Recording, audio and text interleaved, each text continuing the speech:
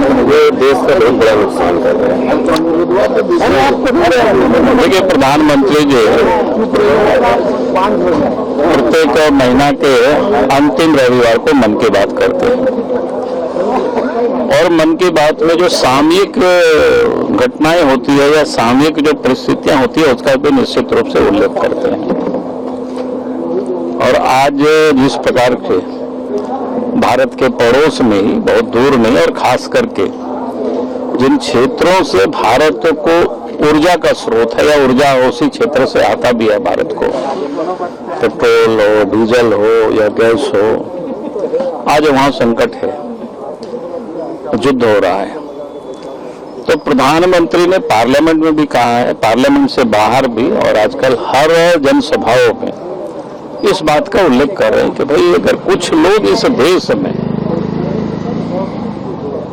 ये अफवाहें फैला रहे हैं, पेट्रोल की किल्लत है, डीजल की किल्लत है, तो स्वाभाविक है कि बार बार कह रहे हैं कि ऐसे लोग देश का नुकसान कर रहे हैं और ऐसे लोगों से देशवासियों को भी एक प्रकार से वो सावधान कर रहे हैं, क्योंकि युद्ध किसी और देश में हो रहा है। भारत तो कभी भी नहीं चाहता है युद्ध हो, भारत कभी भी युद्ध के पक्षधर नहीं रहा। अतीत भी अगर आप देखेंगे तो भारत का ही रहा है, लेकिन आज इस संकट की घड़ी में भी कुछ दल अवसर ढूंढ रहे राजनीति की, और ये बिल्कुल गलत है। इससे देश को नुकसान होगी, वो अराजकता की स्थिति पैदा करना चाहते हैं। जब भारत सरकार, चाहे पेट्रोलियम मंत्री हो, विदेश मंत्री हो, प्रधानमंत्री जब खुद कह रहे हैं कि भाई इतना दिनों की हमारे पास ऊर्जा स्टॉक है, दिक्कत नहीं है,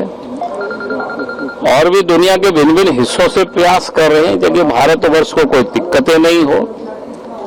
पहले जहां 27 देशों से खरीदा जाता था, आज 41 यानी 41 देशों से हम ऊर्जा को हम ला रहे हैं वहां से। तो कहने का अर्थ है कि भारत सरकार और खास करके देश के प्रधानमंत्री नरेंद्र मोदी जी जिस प्रकार से कोरोना काल में भी संकट से देश को आगे ले गया और देश की जनता उनके साथ खड़ी थी, और आज भी देश की जनता प्रधानमंत्री नरेंद्र मोदी जी के साथ खड़े हैं, और इसलिए वो विश्वास के साथ कहते हैं कि जैसे कोरोना को हमने मात दिया वैसे 140 करोड़ जनता साथ में रहेंगे तो इस संकट को भी पार करेंगे।